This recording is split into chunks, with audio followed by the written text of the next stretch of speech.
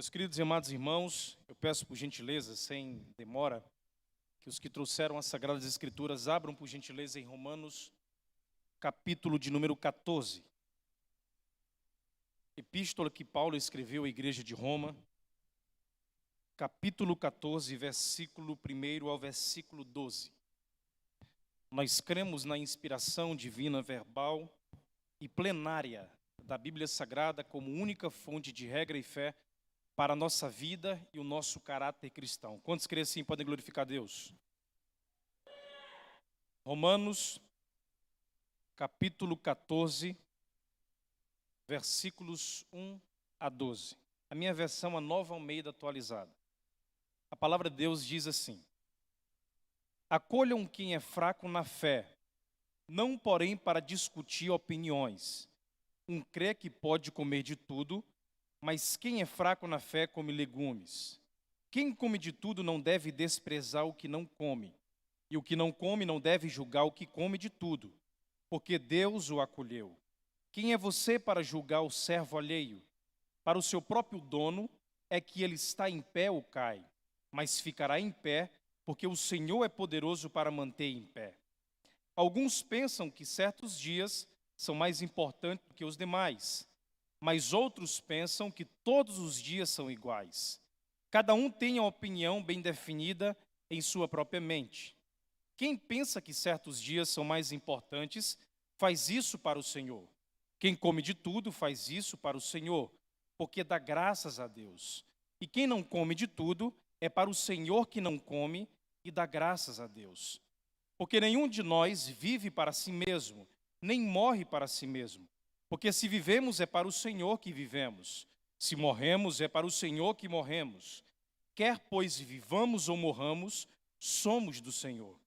Foi precisamente para esse fim que Cristo morreu e tornou a viver, para ser Senhor tanto de mortos como de vivos. Você, porém, porque julga o seu irmão, e você porque despreza o seu irmão, pois todos temos de comparecer diante do tribunal de Deus. Como está escrito: por minha vida, diz o Senhor, diante de mim se dobrará todo joelho e toda língua dará louvores a Deus.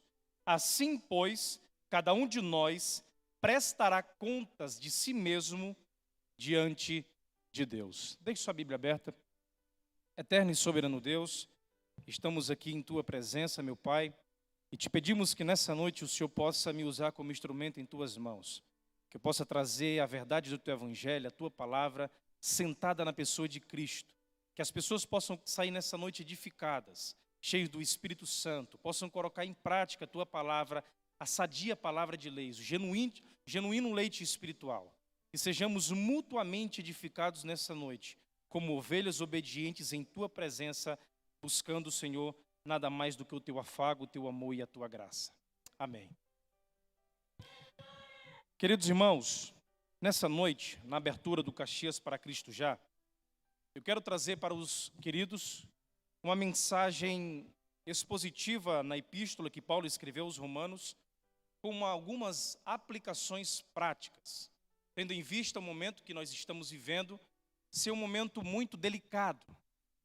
Pandemias, pré-eleição, candidatos à flor da pele, querendo trazer cada um com o seu grupo, formando divisões, etc.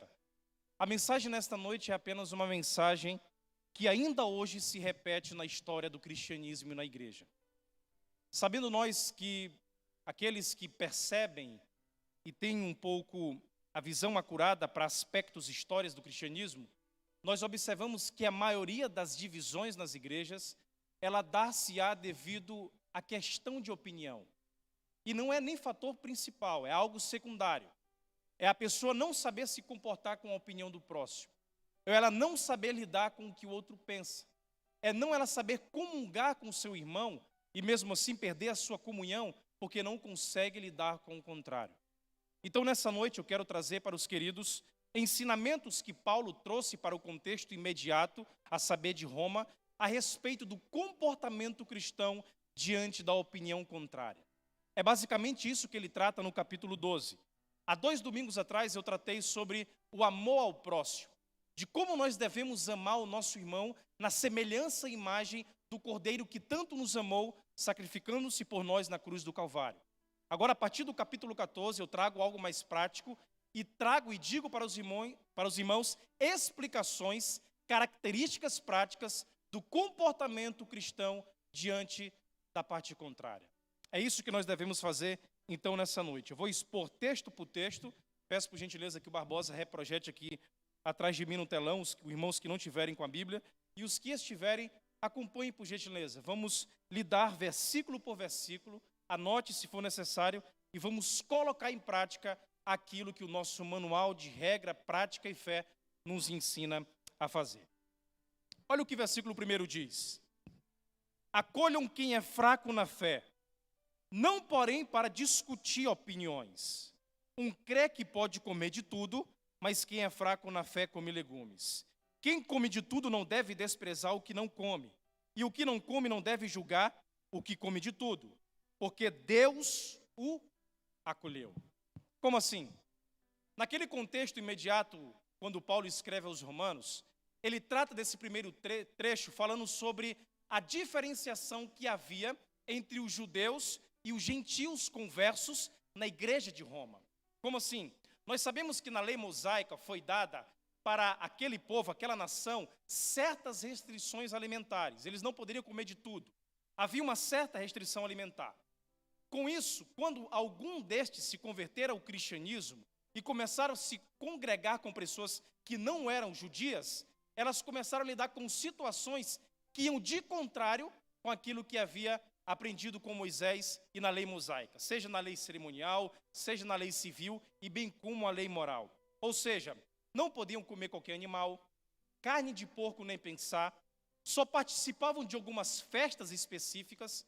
Então, aqueles judeus mais ranzistas, ou melhor dizendo, mais legalistas, mais religiosos, eles, para se precaver de comer um alimento impuro, um animal que tinha defeito lá na igreja de Roma, eles passavam para outra extremidade e não comiam nenhum tipo de carne. Comiam só legumes. Não é que Paulo está dizendo que nós não devemos comer legumes, mas é que não devemos colocar o religiosismo como argumento para não comer carne. É isso que ele está dizendo.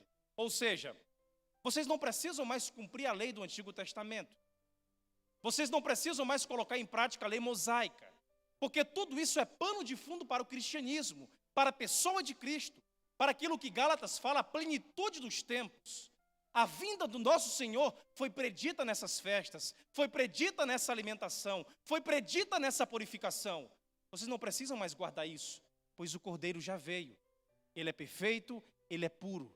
Vocês não precisam mais se reservar de restrições alimentares, porque a graça já alcançou vocês, já abraçou vocês. Não precisam fazer dissensão, brigas e contendas com seus irmãos, porque deixa de comer ou não come. Mas olha o que Paulo fala. Quem come de tudo não deve desprezar o que não come, e o que não come não deve julgar o que come, porque Deus o acolheu.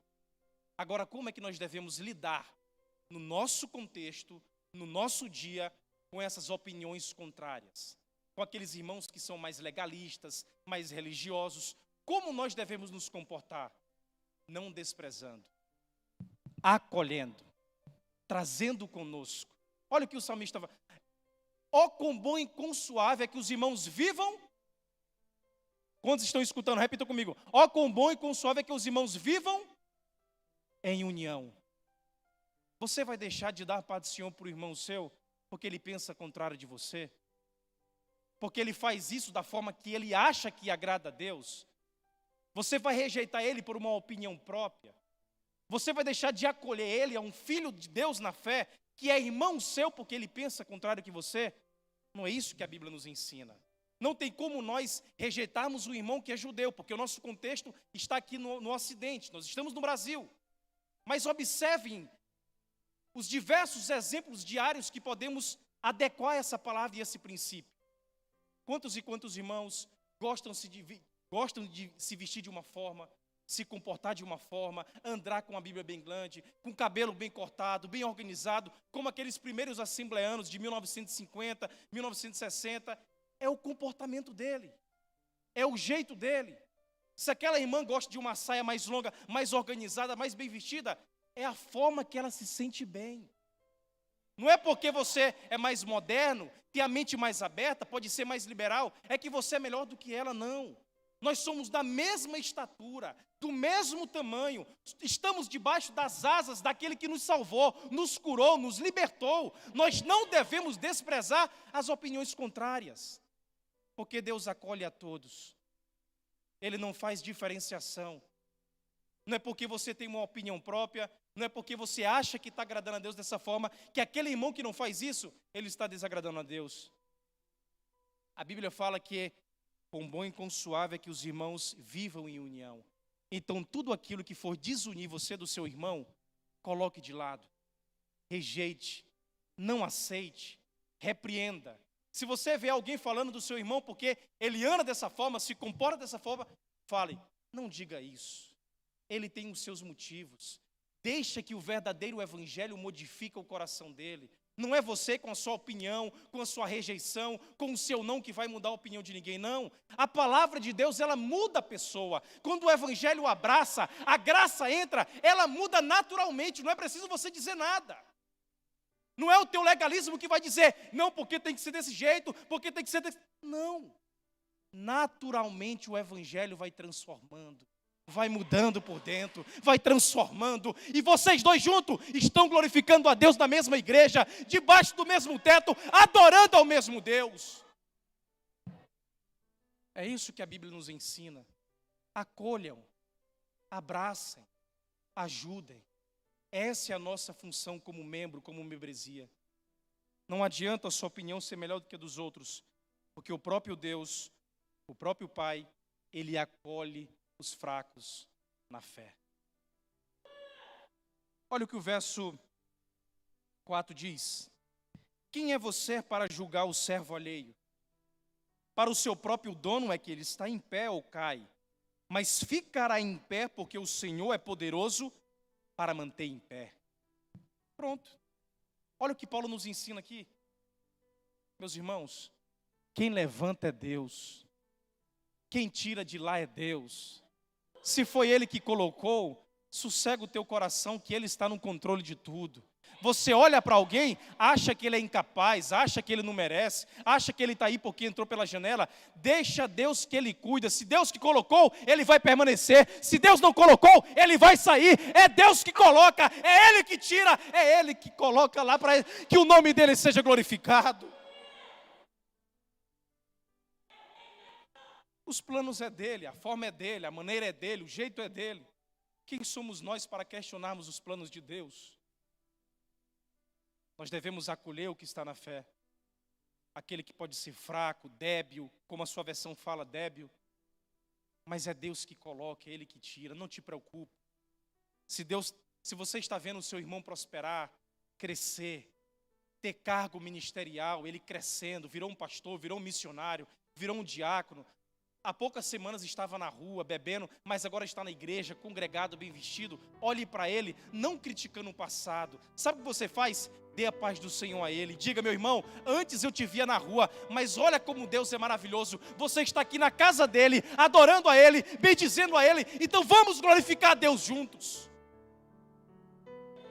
Essa é a nossa postura. Um grande pastor norte-americano chamado Timothy Keller, um pastor da igreja presbiteriana, na cidade de Manhattan, ele disse que a igreja não é um museu de santos, mas sim um hospital de pecadores. Não existe aqui uma pessoa que é melhor do que as outras, não existe. Se você achar que é melhor do que o seu irmão que está atrás de você, do seu lado, na sua frente, você ainda não entendeu o evangelho. Porque o evangelho de Cristo, o evangelho do Cordeiro, a cruz do Calvário, ela nivela a todos do mesmo tamanho, da mesma estatura. Nivela a todos. Ela não olha para o povo e acha que esse se destaca porque é melhor, porque sabe pegar, porque sabe cantar, porque se veste. Não, não é isso que destaca um crente. O que destaca alguém é o seu coração puro, a sua santidade, a sua humildade, o seu coração entregue a Deus.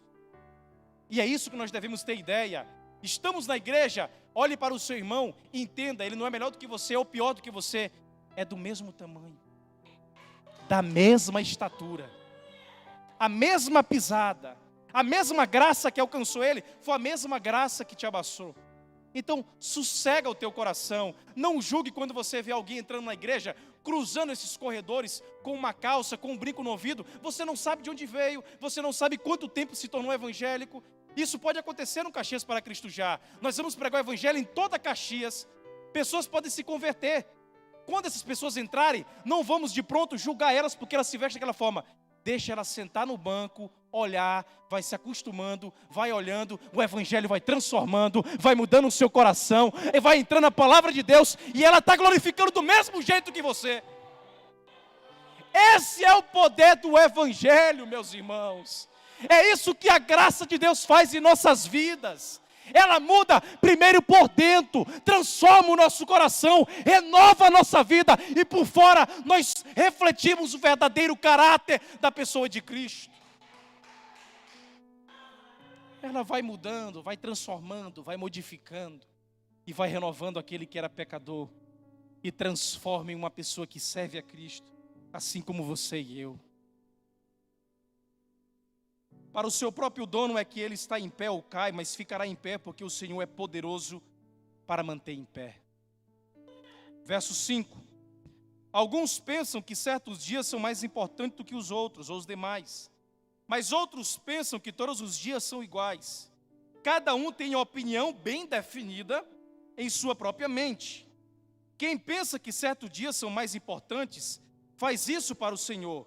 Quem come de tudo faz isso para o Senhor, porque dá graças a Deus. E quem não come de tudo é para o Senhor que não come e dá graças a Deus. Vocês perceberam? Além da diferenciação de alimentação, de comida, de opinião diferente, tem pessoas que acham que certos dias são mais importantes. Talvez não caiba no nosso contexto, mas vamos pensar em outras aplicações, em outros contextos. Nós estamos vivendo um momento muito delicado, um momento de campanha. E parece que se intensificou mais porque os candidatos não podem sair muito nas ruas. Agora estão usando o quê? As redes sociais. Tomem cuidado. É muito útil, é bom, é maravilhoso nós nos manifestarmos nas redes sociais, mas nós, enquanto pessoas que são servidoras do Cordeiro, devemos ter muita cautela antes de digitar, antes de mandar um áudio, antes de colocar alguma postagem. Sabe por quê? Porque a Bíblia nos convida a imitar Jesus Cristo de Nazaré, e não o candidato A, candidato B ou candidato C. Meus irmãos, a política é passageira, mas a salvação é eterna. Antigamente nós comparávamos, eu sou de Pedro, eu sou de Paulo, eu sou de Cefas, eu sou de João Batista. Hoje parece que as coisas mudaram. Eu sou de tal candidato, eu sou de candidato B, sou de candidato C. O que é isso? Nós somos chamados para imitar a pessoa de Cristo. Nós devemos caminhar na pisada do pai Abraão, aquele pai da fé. Nós somos, não é cabo eleitoral de A e de B. Nós viemos aqui para pregar o evangelho do Cordeiro de Cristo, aquele que morreu por nós. Tudo isso vai passar, é passageiro, mas a palavra de Deus, ela permanece. Não briga com teu irmão por causa de política. Não discuta com ele por causa disso. Se você ousar fazer isso, você está fazendo um desserviço para o reino de Deus. Essa que é a verdade. Eu sei que é duro falar isso, mas nós precisamos aprender a escutar. Nós devemos caminhar juntos. Tudo bem, meu irmão, eu respeito a sua opinião. Eu respeito a forma como você pensa. É por isso que a urna lá é individual, ninguém olha o voto, nem na zerésima. Eu já fui presidente de sessão, nem na zerésima dá para saber quem votou em quem. É individual, é você sozinho, com a sua consciência, com as suas escolhas. Então não te preocupa porque teu irmão está do lado de A e você está do lado de B. Não perca a tua comunhão com teu irmão porque ele tem partidarismo político. Não faça isso. Prefira dar a paz do Senhor para ele, dizer que Jesus ama, dizer que está junto com ele, do que brigar, discutir. Esse não é o papel da igreja. Nós somos diferentes do mundo, meus irmãos. Nós somos chamados para ser o quê? Luz. Somos chamados para ser o quê? Luz. E mesmo na escuridão, a luz do Cordeiro ainda continua brilhando na nossa vida. Não perca a luz do evangelho por causa de briga. Não perca a luz de Cristo no teu rosto, no teu olhar, para estar defendendo A e B. Continue com o Cordeiro, com o Salvador Jesus Cristo, com o carpinteiro de Nazaré. Não negocie os teus valores por causa de briga passageira. Não negocia. Continue firme, com os pés no chão, tendo ideia que todos são pecadores, todos são falhos, todos da mesma forma, mas apenas um é íntegro, é verdadeiro, é puro, é Cristo Jesus de Nazaré. Quem pensa que certos dias são mais importantes faz isso para o Senhor. Quem come de tudo faz isso para o Senhor, porque dá graças a Deus. E quem não come de tudo é para o Senhor que não come e dá graças a Deus. Porque nenhum de nós vive para si mesmo, nem morre para si mesmo. Porque se vivemos é para o Senhor que vivemos. Se morremos é para o Senhor que morremos. Quer pois vivamos ou morramos, somos do Senhor. Vocês perceberam? Todos vocês pertencem a Cristo. Todos vocês são discípulos de Cristo. Todos nós somos seguidores de Cristo. Nós estamos aqui na igreja, no Templo Central, não é porque achamos esse templo mais bonito. Não é porque gostamos da figura do pastor Caetano. Não é porque gostamos aqui do conforto de estar aqui escutando a banda Lomax. Não é porque viemos aqui reencontrar os nossos irmãos, não. Você está aqui porque Cristo Jesus te buscou no lamaçal do pecado e te trouxe para a igreja. Você é discípulo de Cristo. Você serve a Cristo. Então você deve falar de quem? De Cristo. Caxias para Cristo já. A obrigação não é somente minha de pregar o evangelho, mas é sua também. Pregue o evangelho. Ministra ao coração de pessoas. Talvez eu não tenha acesso a locais que somente você tenha. Ao seu emprego, ao seu trabalho. Você tem contato com várias pessoas do seu dia a dia. Então pregue o evangelho, até mesmo sem abrir a boca. Sabe como? Com o seu comportamento. Com a forma como você sai, como você entra, com as suas negociações, com a sua palavra, com a sua firmeza, com o seu caráter. Pregue o evangelho mesmo sem abrir a tua boca. Reflita a imagem de Cristo. Aquelas palavras que Cristo falava sobre da outra face, aquilo ali não é contozinho de carochinha de Instagram para nós postarmos como frase de efeito, não. Aquilo é verdade. Aquilo ali é para nós colocarmos em prática. É para ajudarmos nossos irmãos. É para sustentar. É para agir como Cristo agiu. Falando das redes sociais. Por exemplo, antes de você pegar o WhatsApp, o Instagram, antes de digitar alguma coisa, pense. Será se isso aqui vai edificar meus irmãos? Será se eu vou ajudar alguém com essas palavras? Ou se eu vou apenas criar mais discussão? Se eu vou apenas remoer aqui no ninho de cobra para poder tá briga, tá discussão, vou ser removido do grupo? Pense 3, 4 vezes antes de postar qualquer coisa. Essa deve ser a nossa postura. Eu tenho a mania de fazer, por exemplo, qualquer situação. Será se é assim que Cristo agiria? Eu fico pensando comigo mesmo. Será se dessa forma ele falaria? Será se era dessa forma que ele andaria? É dessa forma que nós devemos fazer. Entrando, saindo, chegando, voltando. Olhe para Cristo em tua vida. Veja Ele como exemplo da tua história. Meu irmão, você pode ter certeza, você será abençoado. Você será regenerado, renovado, dia após dia na tua história, porque você está seguindo a pessoa de Cristo e não meros pecadores aqui nessa terra. É isso que nós devemos fazer. Olha o verso 9. Foi precisamente para esse fim que Cristo morreu e tornou a viver, para ser Senhor tanto de mortos como de vivos. Você, porém, porque julga o seu irmão, e você porque despreza o seu irmão, pois todos temos de comparecer diante de Deus no tribunal. Observaram isso?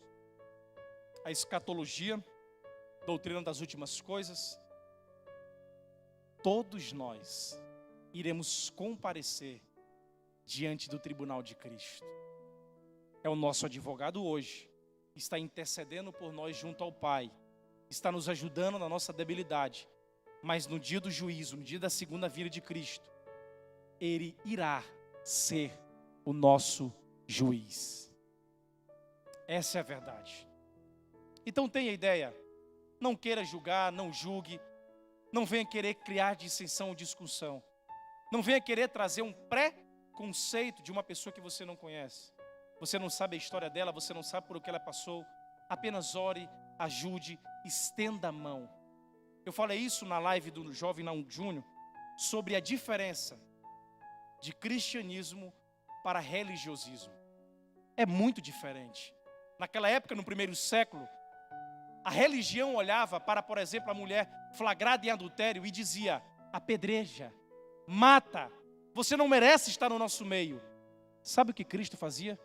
Olhava para aquela mesma mulher e dizia: vá e não peques mais. Outro exemplo, as pessoas olhavam para os publicanos, cobradores de imposto, que andavam assim com os romanos.